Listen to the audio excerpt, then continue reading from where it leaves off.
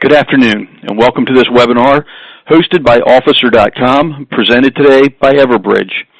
Today we're going to be talking about community policing and social media, the industry trends. As anybody in law enforcement knows, since its inception, social media has been a challenge. It's constantly evolving, and there has to be an ongoing effort to leverage it appropriately and be aware of it fully. Your two presenters today are going to be Christy Dalton, CEO of Government Social Media, also known in the social media realm as GovGirl, G-O-V-G-I-R-L. And your second presenter is Mr. Michael Scott, the Senior Manager for Marketing Programs. On your screen, you should see an agenda for how our presentation is going to go through the day, a number of bulleted items. Community policing has evolved to include social media. It's definitely a great tool for notifying your community. There's a tool there available as well for using humor in law enforcement social media. All too often, law enforcement isn't seen as having a human side, and that humor allows it to be placed or viewed that way. How police are using social media to strengthen community relationships, which is vital in today's world.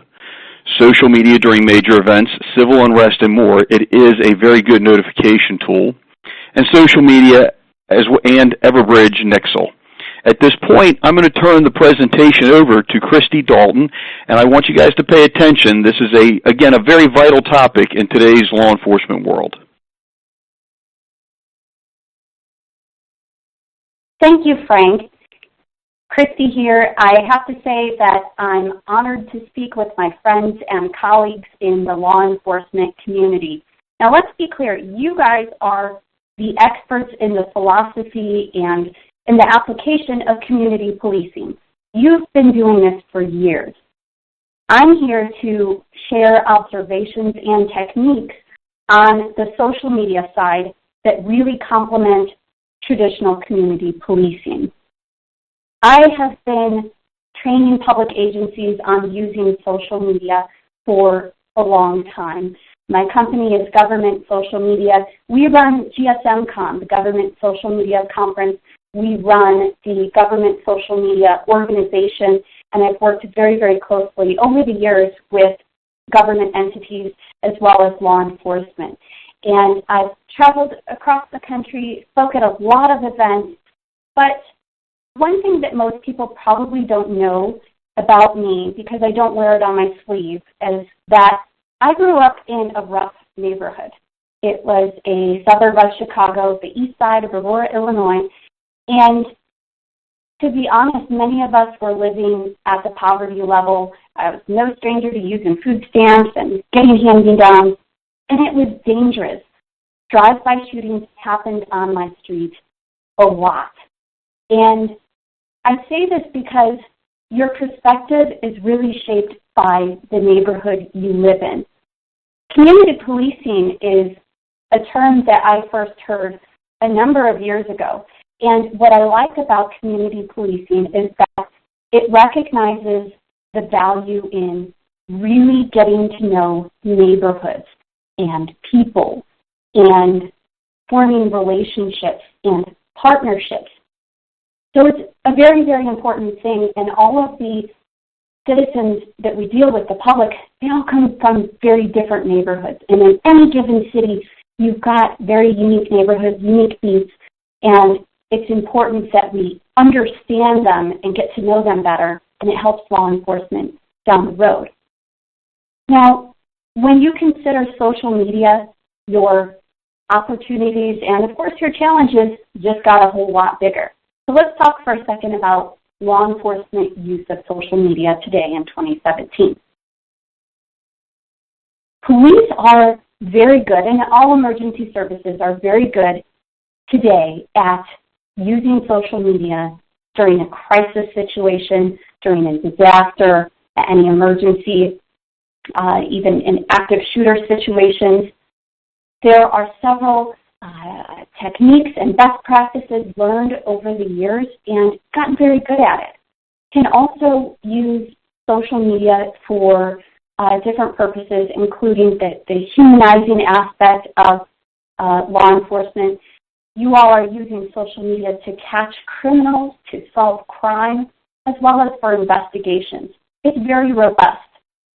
what I think about community policing in social media is that there are some aspects to it that really go hand in hand. They fit very well. Now, of course, you know that community policing involves really getting to know neighborhoods, really getting the citizens to have a relationship with the officers in the area, and working with partnerships. But there's a lot of internal stuff too. It depends on your agency's culture and your leadership and your organization, your technology, your processes, and the tools that you have, and the people. It really all comes down to people. But on the tactics side of community policing, where I think it really works hand in hand with social media, are a couple of things. One is humanizing officers. You can't find a better platform than social media that has the inherent ability to humanize those who use it and to establish those relationships with the officers. And also the aspect of community policing, and that is getting to know neighborhoods. And there's a lot we can do with social media in terms of geographic region, advertising, geolocation, and neighborhood groups that really focus on the neighborhood side of it. As you know, trust is at an all-time low internationally. And this is a graphic from the Edelman Trust Barometer. They've done this for a number of years. And this basically shows who people trust the most, what type of role. If you look over on the right, the official government voice, the regulator, the government official, this would be your chief, this would be the city manager, county manager, they have the lowest level of trust. They're not credible. But if you take a look all the way over at the left, the individual, the person, the role that has the most credibility to talk on behalf of their agency, the most credibility in the eyes of people, is a person just like them. Where this comes important and into play with community policing is if we can get the public to see that officers are just like them, it's going to help everyone out. And if we win someone over in the community, be it community policing tactics in person or our use of social media, we win someone over, one of your citizens, and they tell their family and they tell their friend, all of a sudden they become that person just like the other person. They're a person just like themselves. And if you have a fan with them, you are more likely to have a fan with others as well. It's very, very important. But there's also a scary side to it. It's intimidating to get involved on social media, to try something new. And we have examples to look at. We have things like the famous, what they call a social media fail with hashtag MyNYPD. A couple years back, the police department were trying to humanize officers. They had a social media campaign where you put hashtag MyNYPD and share a photo with yourself with a member of NYPD. It started off okay, but then the hashtag became hijacked. The public began finding images online of police in compromising situations, police brutality, and they were sharing these photos, and it became just a terrible thing. But everything isn't bad. We also have some very, very positive examples to look at as well. Consider hashtag Cops Love Lemonade Stands. This is, I believe, the brainchild of Captain Zach Perone from the Palo Alto Police Department. And the summer before last, they basically let the public know to tell them via social media whenever they saw a kid's lemonade stand in their community. And then they sent officers to that stand. So this was nothing new. I mean, officers go to lemonade stands and they drink the lemonade and chat with the kids at the stands, but they involved social media. And it was creative to put the hashtag around it, hashtag Cops Love Lemonade Stands. And they also took photos of the officers with the smiling kids, and they posted the pictures online. They shared it. And it really took off, and it was wildly successful. And at the end of summer, they had expanded to other police agencies using this hashtag as well. They have something like 69 police agencies in 23 states and even 2 Canadian provinces use this hashtag. And it really covered, it was just a novel way to use social media and to promote the work that officers were doing and to promote that they go in the community and they engage with folks. If you'd like to learn more about that, check out the IACP Center for Social Media. Great resource across the board, by the way, and Jack wrote about his experiences and the general outcome of using that campaign. So I love using humor, and I love that government agencies finally feel comfortable embracing humor. The CIA's famous first tweet, we can neither confirm nor deny that this is our first tweet. Just love that, shared so many times. And humor is very, very important. It's hard to do well, but it is extremely important because it connects folks with you. Think about it. Just about the only person that we could survive watching them on stage for an hour without any visual aid, without any PowerPoint slides, talking at you for an hour is who? Stand-up comedians. They are very skilled, very talented, and they are funny, and we like that. We can listen to humor for a long time. If you figure out how to tap into humor, you can work extremely well towards getting engagement and getting people connected with you. I love seeing how law enforcement has really embraced humor. Over the years, it started off being pretty hard to find an example of cops using social media in a humorous way. We have some examples here and there, but nowadays all you have to do is do a search of #lesson, and you will see half the police departments using humor because it works very, very well. This actually is a graphic from a video. This is the Fort Worth Police Department recruitment video. This came out a couple of months ago. It was very funny. Google this video. It is a play off of Star Wars, because if you didn't know, Star Wars is very hot right now, especially very hot for parodies. And it was basically the joke about don't shoot like a stormtrooper. It was a stormtrooper trying out for the Fort Worth Police Department recruitment, and he was just awful. The style that they did it in was fantastic. They even used, if you notice, his voice is a little bit off with the video. They had Darth Vader at the end. It was great. Actually, this was so great that my company got Facebook direct messages, emails, and phone calls about this video. Hey, did you guys see this video? It was really cool. It went over very well. But humor isn't easy, and there's a right way and a wrong way, and there's also a wrong time to do it. This was very right. This is my daughter, Raven. She just turned a year ago. She just turned 1 year about a week ago, I would say, a week and a half ago. And when Carrie Fisher passed, and she was of course, Princess Leia in Star Wars, and she passed away, and that day I decided to pay tribute to her, and so I dressed Raven in this little onesie with Princess Leia, and it says "I'm the Princess" on it, and I posted that picture on social media. That was a very fitting tribute. It's very difficult to use humor in serious times. If you take a look at this as a snapshot of a tweet by Cinnabon, they tweeted, "R.I.P. Carrie Fisher, you'll always have the best buns in the galaxy." That was just a terrible tweet to send out during that time. And of course, they had the Cinnabon in her earbuds.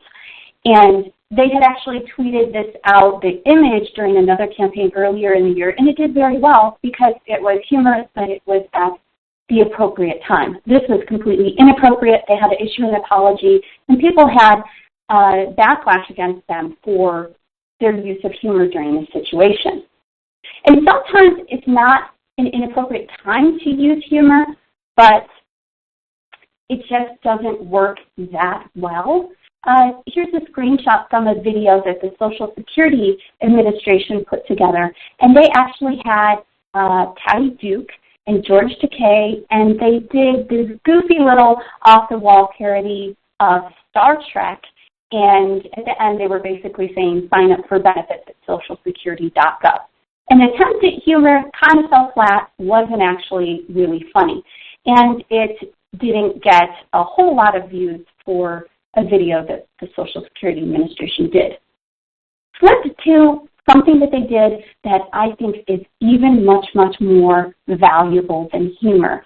Even more valuable than humor in connecting people with you is to embrace emotion. And I think that's very, very important. So flip to another video that the Social Security Administration produced. This had Patty Duke again, dressed like normal, and she was sitting next to her husband, and she was sitting in front of a computer, and she was talking directly to the camera. And she basically said in this video, you know, I've been talking for a number of years about when you turn retirement age, applying for your benefits online through Social Security. Well, guess what? I'm about that age, so I need to apply for benefits. So I'm going to walk through it here with you. We're going to do this together. My husband's here sitting next to me, and we're going to figure this out. And, you know, she wasn't very comfortable with technology, so he was helping her out.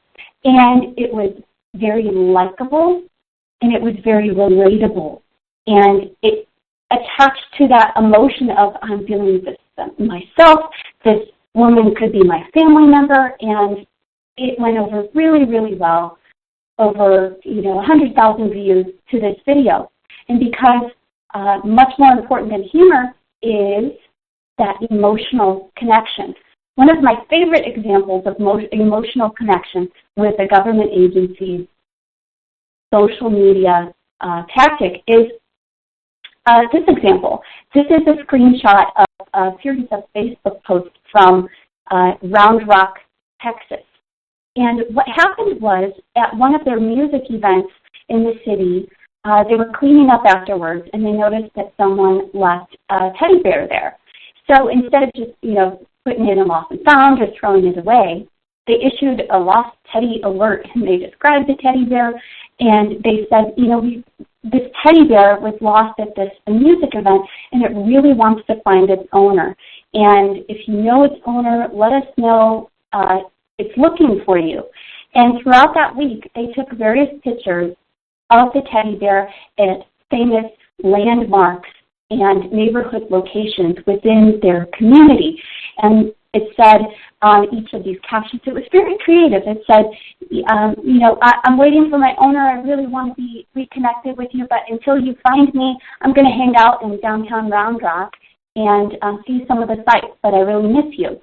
And it was so touching and heartfelt and engaging that all of the comments on this post, hundreds of comments by citizens, they were all positive. I think there might have been one negative comment like, wow, you guys are putting time into this, but overwhelmingly positive, and people felt a connection and an engagement with their downtown. In fact, they did find who this belonged to. It belonged to a little, I believe, 6-year-old girl, and the following week at the next music event, they staged this whole thing where they had the police involved, the fire department involved. They did this little parade of bringing this teddy bear back to this little girl. And then they shared pictures of her online just holding the teddy bear tight because she had lost it. This was a great emotional experience, and I think it probably lasted a lot longer than if they had incorporated humor into that approach. Now, using a lot of creativity on social media takes a long time, and there are other ways, especially with law enforcement agencies. You have so much content that you might not even realize.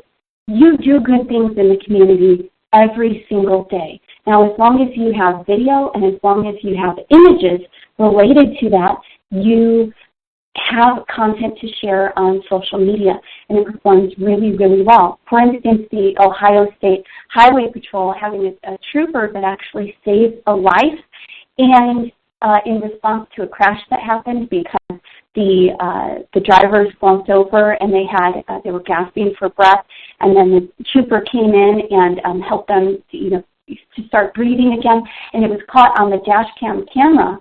So that's something that already existed. They didn't have to take time to put this together, as a campaign. It was something that was very engaging, and they shared that on social media. And you can see here from the screenshot, just the reach was amazing with that. So you have content to share that is meaningful to citizens, whether you know it or not. And you don't need a crew of 50 social media managers trying to figure out what can you share on social media. I wanted to share with you, also talking about these high-level concepts. I wouldn't be doing my job if I didn't share some practical information about the social media platform so that you can walk away from this webinar with some good, tangible advice for what can we start doing now. There have actually been some updates to some of your familiar social media platforms that I think work amazingly well with the concept of community policing. It goes hand in hand, and it's going to help you humanize your brand, your agency, much, much more. So you have so many options when it comes to what social media platform to use. And many of the government agencies, many law enforcement entities are experimenting with a lot of them.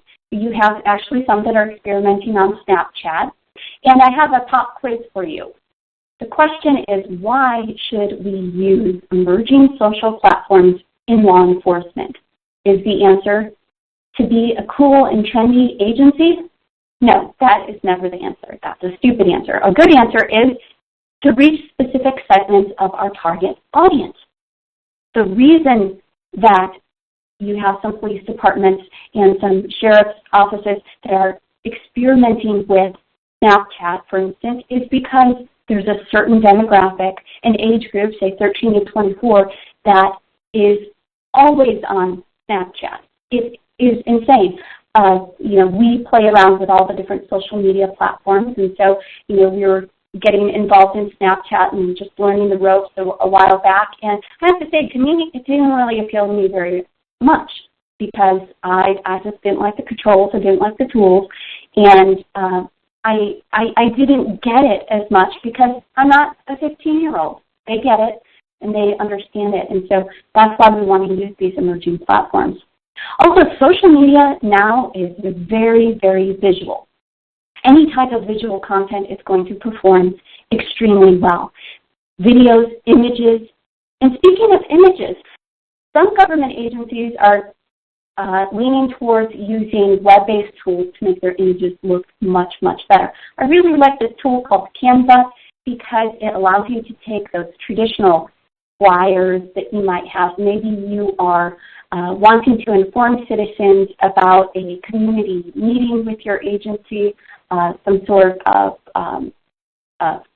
meetup, something like that. And you have the traditional flyer that maybe you scan in and post on social media. Well, Canva will let you turn that into something that looks very cool and it looks very native to social media platforms. For instance, on the left is a before and on the right is an after in the snapshot. This is actually from the city of Corona in California, and they used Canva to make their social media graphics look fantastic. Here's another before and after. Graphics, images doing very well.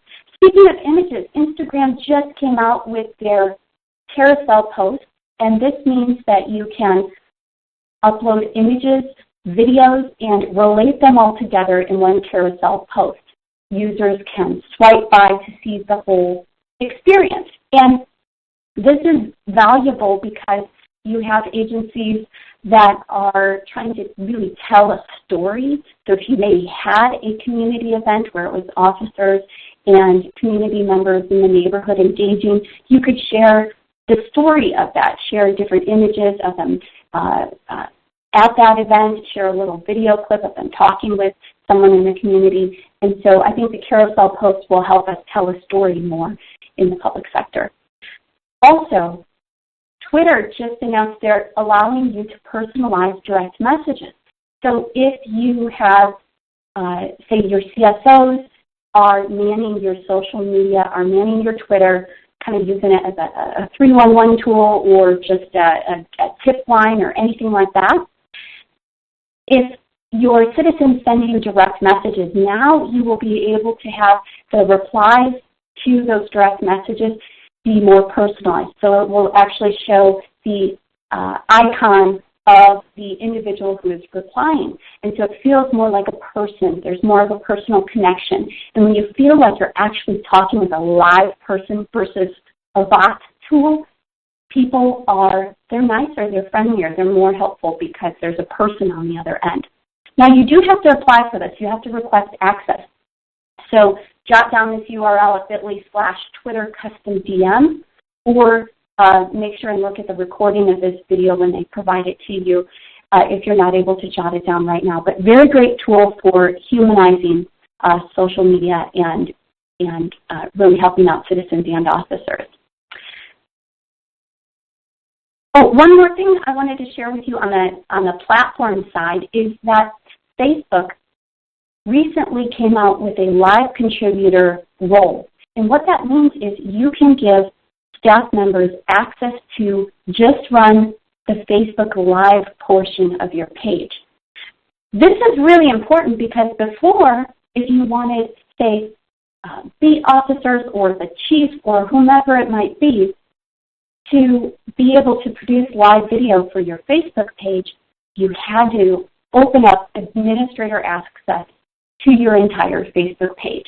And it's not that you don't trust them, but it's just very easy to make mistakes and to do things you didn't intend to do if you have more administrators.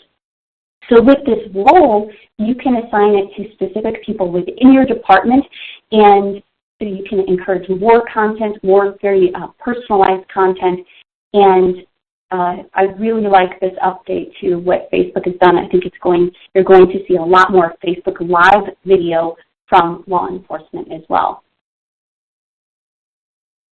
Now, we really need to talk about this. Law enforcement is very good at managing social media during emergencies and disasters, as I mentioned. But let's talk about social media during civil unrest in the last couple of minutes that I want to talk with you here this morning, because it's a very different thing.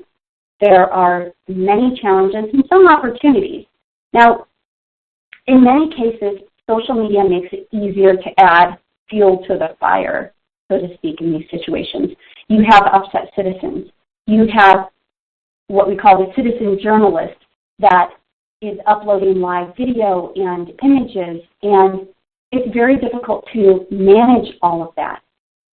Now, I was recently a part of the Divided Communities project, and that is basically, it was headed up by Grand Lum, and the group is the Ohio State University College of Law.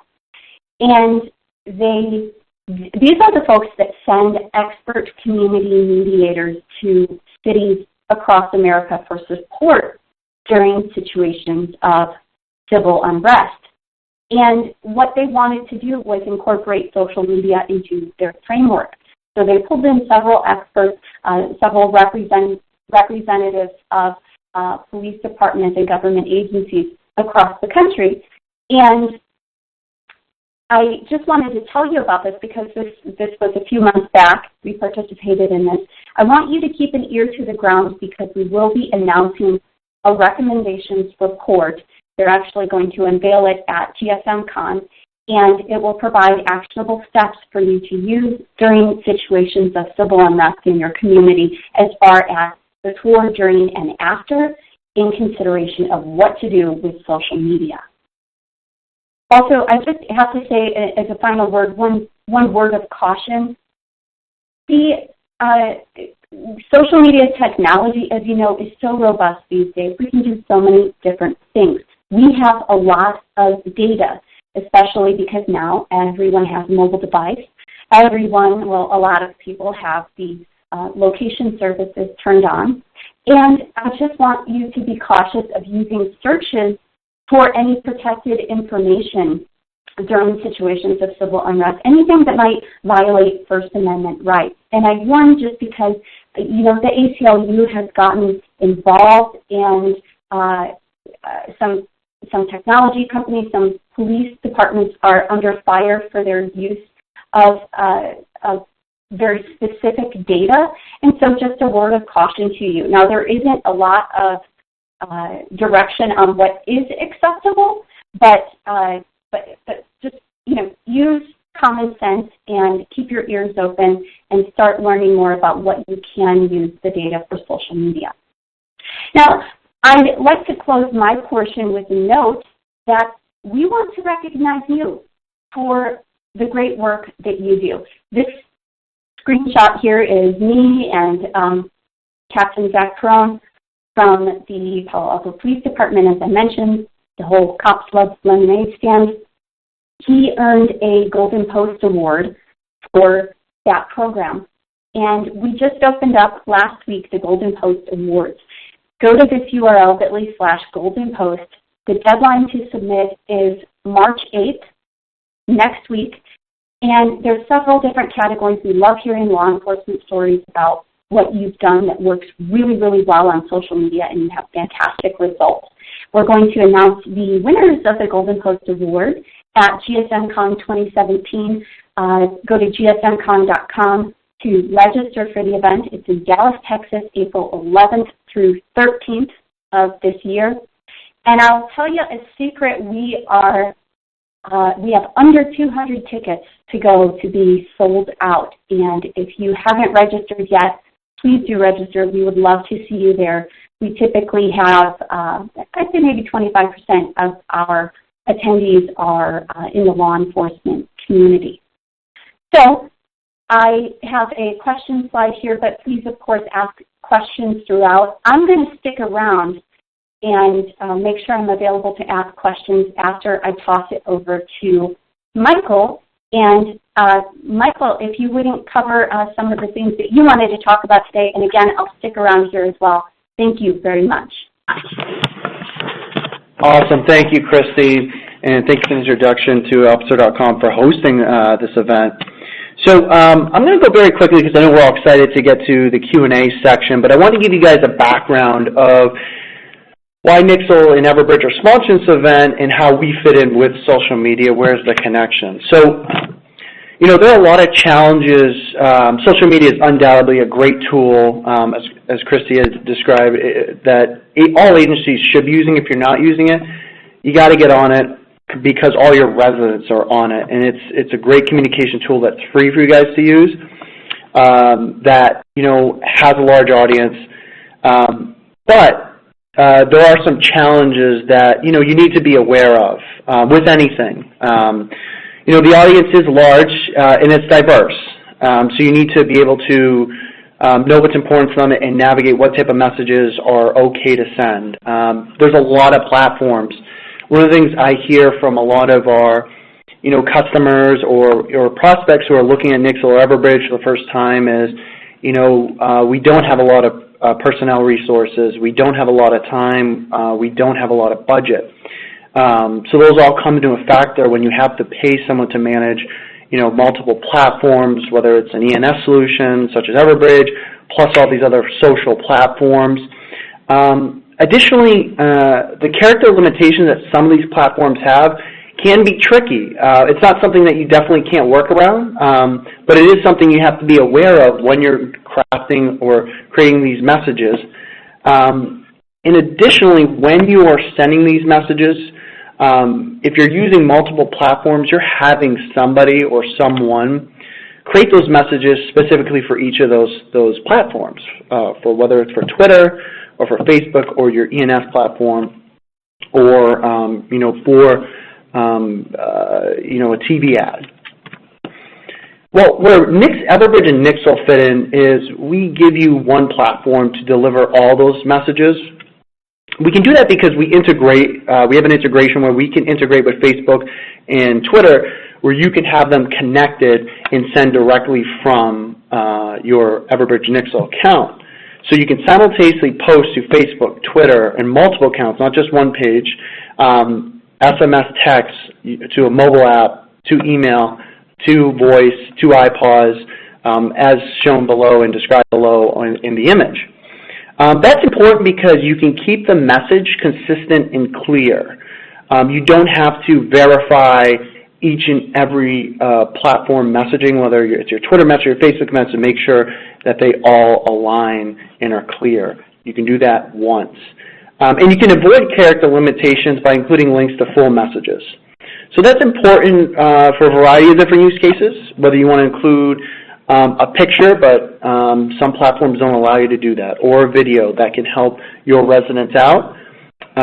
Whether it's a missing person or a storm coming in, you want to include a video, you can do that, or if you want to just include some additional information in long form, you can include that link to your web page or to your Nixle Wire page where you can have a feed of all your messages. And ultimately, what it comes down to is your return on investment. How are you getting the most out of your solution? Well, with Everbridge Nixle, because you're able to do that, you're able to save time, save resources and costs, because you're not allocating as much of that to sending messages to all these platforms, to jumping through hurdles to get approval from different departments to send messages. You can do it from one singular platform, and they can focus on whether it's sending more messages or other tasks that are important to response efforts. So most importantly, that can potentially help save lives. So I want to give an example of how one of our departments, it's Clayton County Sheriff's Office in Georgia, how they leverage Nixle for that real community policing, community engagement type of solution, how they really leverage it for that. So it's a simple traffic alert just sent out. There's an accident on Terra Boulevard.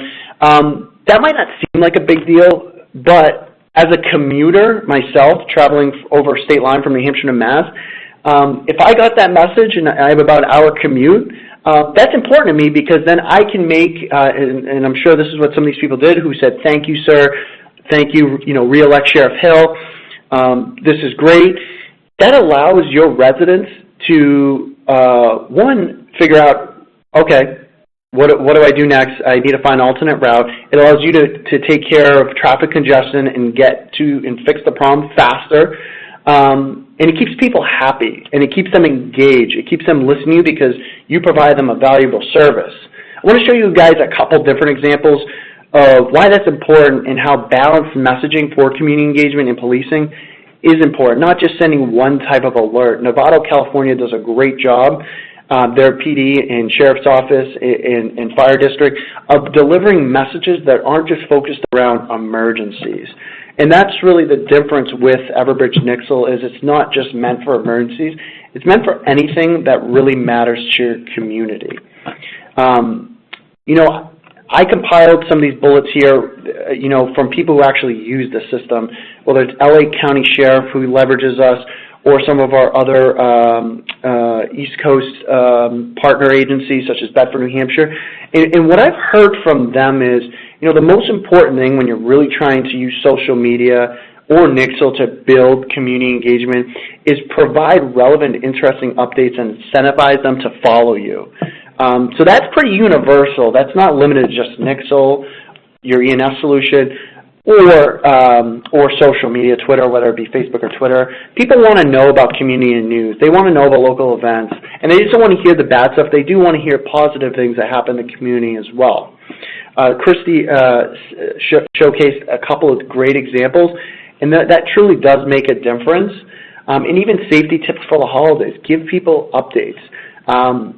And just like the Sheriff's Office in Georgia, perfect example of how sharing information that affects residents' daily lives does make a difference. It will keep them incentivized. They will share the message, and you'll be able to grow your opt-in database and your followers. And to help out your agency, with Nixle, one of the unique things about it is you can solicit for help. And that's important to be able to do that. Because if you have a missing person or a wanted suspect, you are allowed to send out those pictures, those descriptions to them, whether it's social, through SMS with Nixle. You can get information back right at the source that they're already using. Most people look at social media on their mobile phone. What's great about Nixle, when you send those messages, they're getting them on their mobile phone. They can text back to you a tip. So if they see someone who's a missing person and want to let you know, hey, this person, I just saw them on the corner of First and Main Street, or, yeah, that one suspect was just in the bank, they can text you that information back, and best of all, it's done anonymously. So if they don't want to share any more information with you, their name or who they are, they can do that anonymously, straight from the source. So I want to quickly go over our registration process because it's important to this presentation because it is different, yes, than other vendors. Yes, we do offer, a web opt-in, which is great. But most people who are looking at social media, and if you're linking all your social accounts and your ENS messages all together, it's important to do it at the same source where they're receiving their information. And most people look at social media is going to be on their cell phone. So what Everbridge Nixle does a little bit differently than a lot of other vendors is we allow for a mobile zip code opt-in.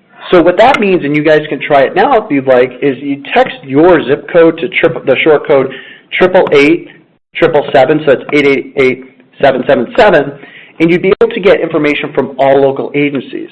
So if your local PD did have a missing person and they wanted information back and they were soliciting for tips, anonymous tips, you'd be able to get that message and then let them know if you did see them. And what's great is if you don't want to be opted into every agency, you can opt out to individual agencies in your local areas. You don't have to opt into every one in your zip code. You can individually opt out of them. But that takes away the hurdle that is traditionally set up of residents having to go onto a web browser when they see a message from an emergency notification system or see an alert from Twitter from a PD who's trying to promote their system. This removes that hurdle. They can do it right from their phone, the device that they're probably on while they're looking at your social tweets or your emergency message.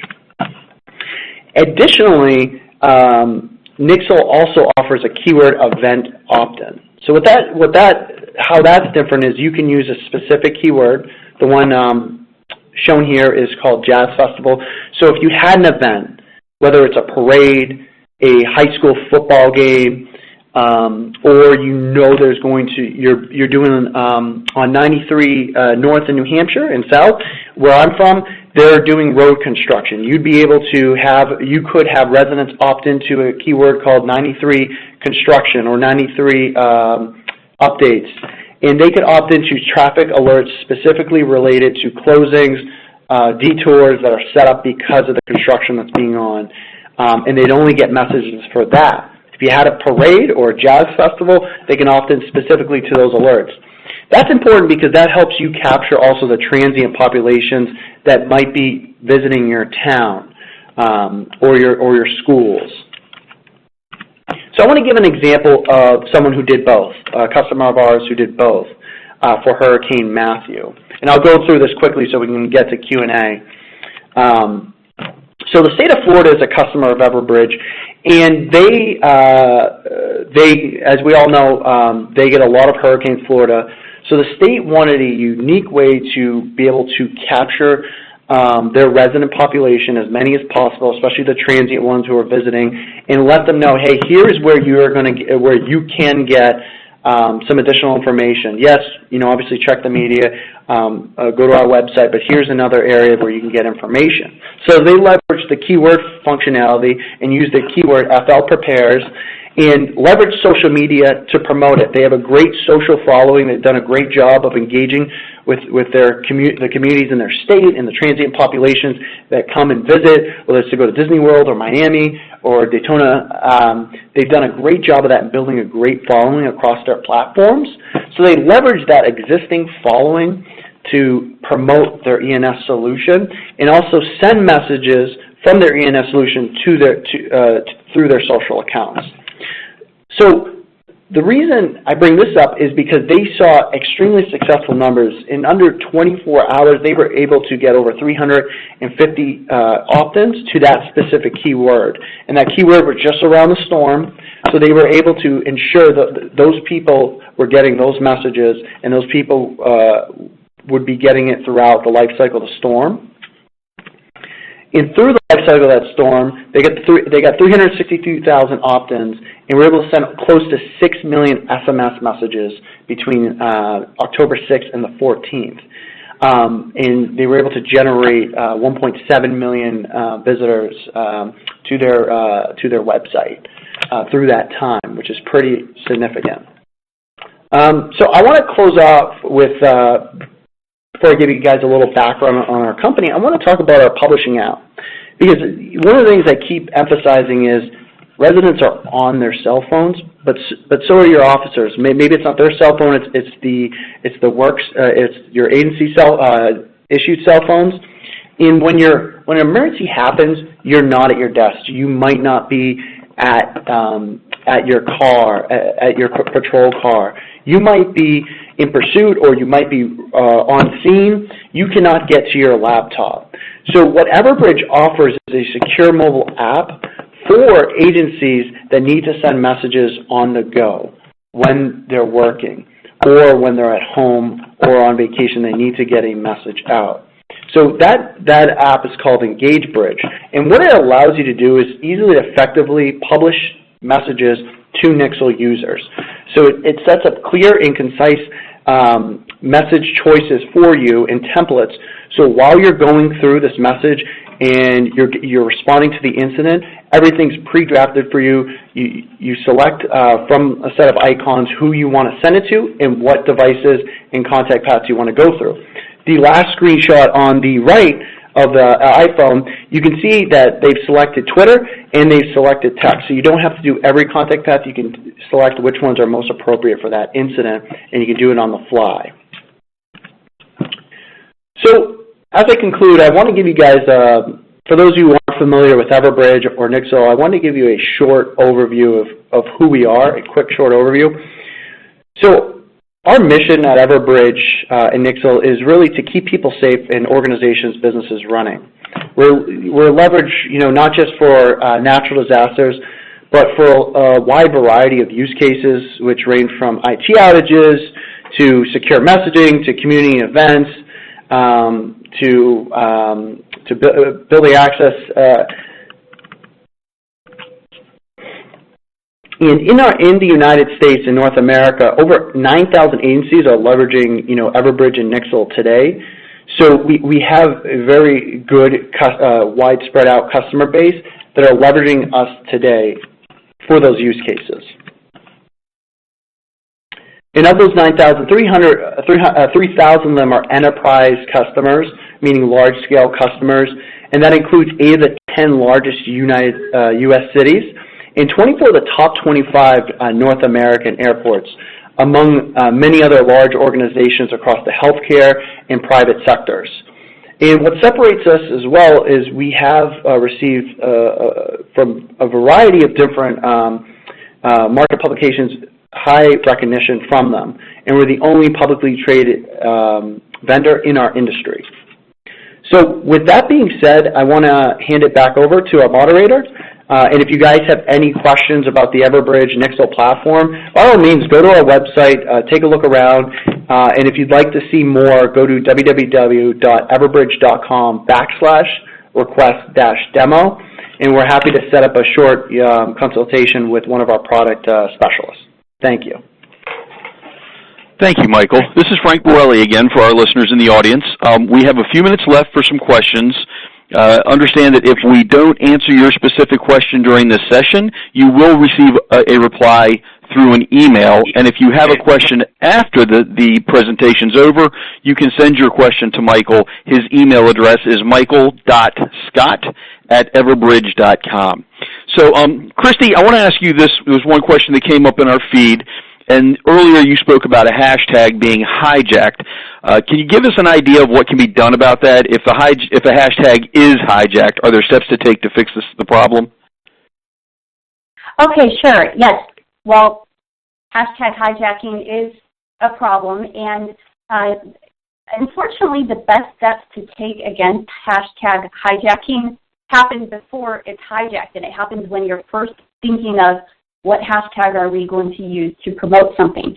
The best advice is really to avoid hashtags that invite a negative narrative because they're so vague. For instance, it's very hard to hijack hashtag cops love lemonade stands to use for nefarious purposes, but something much broader like my NYPD is it's easier to turn that into any negative connotation. And after your hashtag has been hijacked, you have to decide, do I leave it alone or do we fight it out? If you still really are engaged in the hashtag and want to use it, it's been hijacked and folks are talking about that, then that's where it comes in, where you want to mobilize your fan base, your influencers, your folks who really, really support your agency and engage with you, your citizens that have high-profile accounts, and to try to take it back. Unfortunately, so many times you're just not able to do that, and you need to move on and move on quickly. Okay, that makes sense, but then you have a strategy before you even start using the hashtag, and then there is a way to battle it after the fact. Thank you for that. So next question I'm going to ask you, also for you, Christy, and this comes from a guy, I've been in law enforcement for well over 30 years. I have to admit that does put me over the 50 years of age mark. And most of our chiefs of police out here today are my age or older. We didn't grow up as children and as adolescents in the social media world. So chiefs aren't always really great at embracing social media. Have you found any tricks or tips you can pass along that help to convince the older guys it's a valid tool and they really need to embrace it? Convincing the older generation, and it's not always a generational thing too, it's just different comfort levels with technology as well. But I hear you, and chiefs and really any leadership, I have to say they speak the language of results. So if you can show a concrete example of a great social media post that performed very well, had fantastic engagement, actually show them the analytics, but do it in a very, very, very simplified way. And bonus points for if you can connect it to something offline as well. Because of this as a direct ancestor to this social media effort, we got offline engagement. We got more community interaction. We got more people that showed up to an event.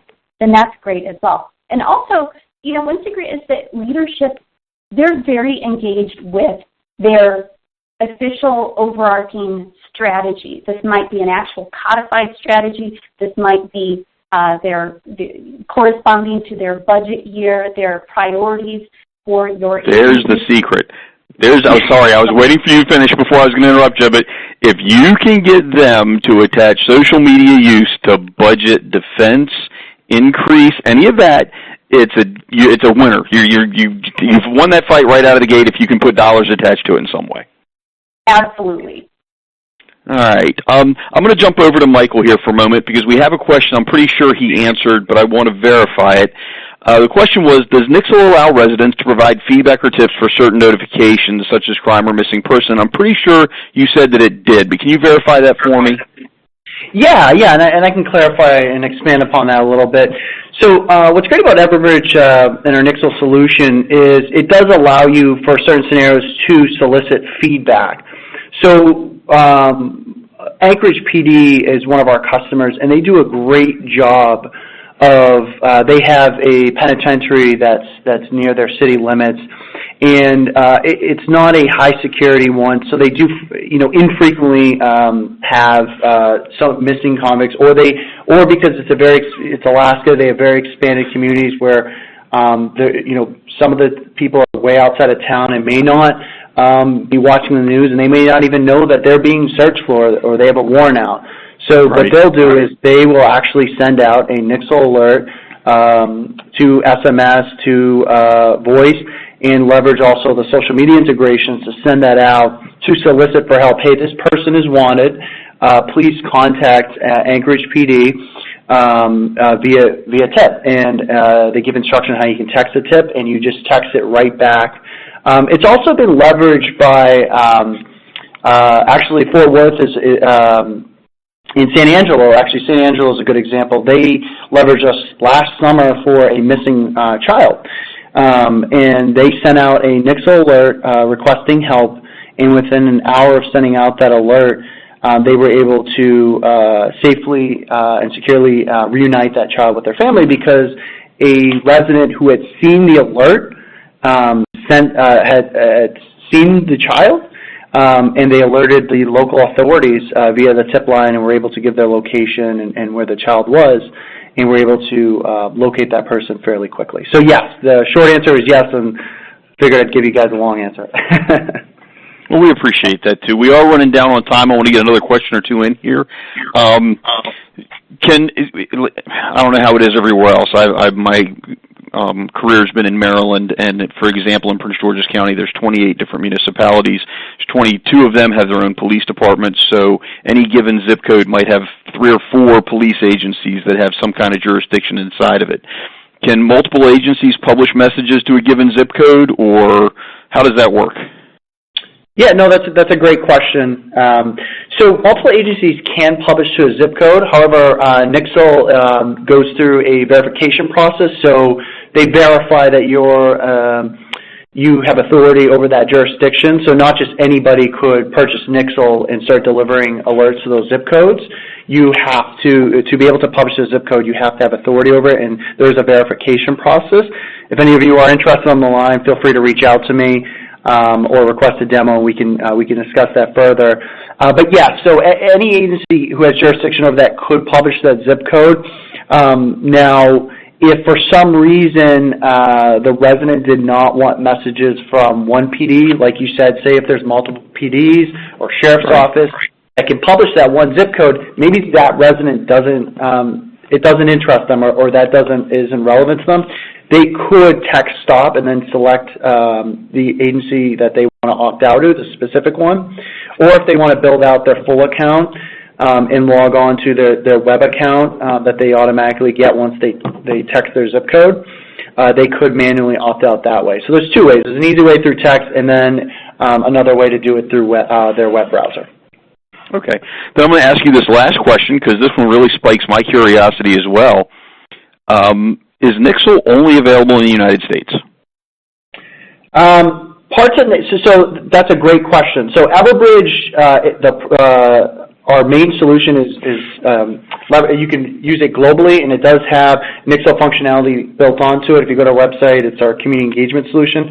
That's an add-on. So it is used globally. Specific features are being built out for countries like Canada, the zip code opt-in. I don't have a date when that will be available, but the short answer is yes. Most of the functionality is available globally, and the Everbridge Suite platform, all of those products are available globally. Awesome. Thank you very much for that. Now, for everybody in our audience that's listening, if you submitted a question that didn't get answered in this Q&A session, you will receive an answer via email after the fact.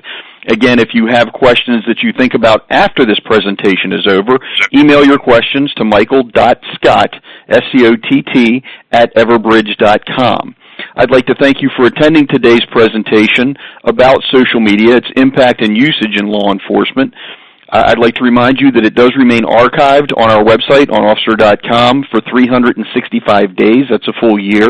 So if you need it to come back as reference, or if there's somebody that you think should have been attending that didn't, and you can pass it along to them so that they can listen to it. For all my brothers and sisters in law enforcement, do be safe. Keep the strength of social media in mind, both for you and against you. Plan accordingly, act accordingly, and most of all, stay safe on the streets. Thank you again for attending, and have a safe day.